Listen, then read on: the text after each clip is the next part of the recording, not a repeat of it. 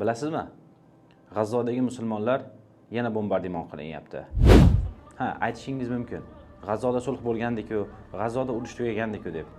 Lekin G'azzodagi sulh, G'azzodagi urush albatta yahudlar o'zlarini asirlarni qutqarib olishlik uchun va o'zlarini biroz bir tikkalab olishlik uchun edi.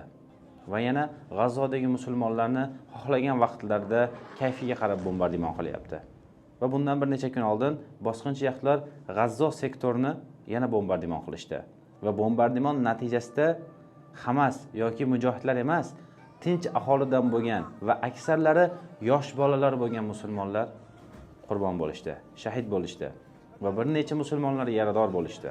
Jang bo'layotgan vaqtlarda yoki yangi urush boshlangan vaqtlarda odamlar nima sababdan Hamas harakati Isroilga hujum qildi? Mana bu hujumning orqasidan G'azzodagi musulmonlar bombardimon qilinyapti, G'azzodagi musulmonlar qatliam qilinyapti deb yozishar edi. Lekin asli sababi esa hattoki Hamas harakati Isroilga hujum qilmagan taqdirda ham, undan oldin ham Isroil yahudlar xohlagan vaqtda kayflariga qarab G'azzo sektorini bombardimon qilar edi. Va har bombardimonlar sababli o'nlagan musulmonlar shahid bo'lishar edi. Ya'ni Hamas harakati yahudlarga hujum qilsa ham, qilmasa ham yahudlar har doim musulmonlarni bombardimon qilib, qatl qilib kelgan. Va mana sulh bo'ldi dedi.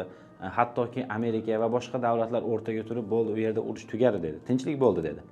Tinchlik bo'lganiga mana hech qancha vaqt o'tmasdan G'azzo sektori yana bombardimon qilinyapti.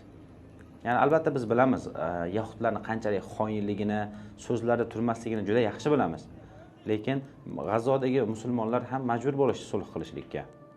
Chunki holat juda ham og'ir, qattiq qamal va u yerga kelayotgan yordamlar to'xtaganligi, ochlik, musulmonlarning ochlikdan vafot etayotgani sababli majbur sulh qilishga majbur bo'lishdi. Va alhamdulillah qancha yahudlarning qamoqxonada bo'lgan musulmonlar ham qutqarildi.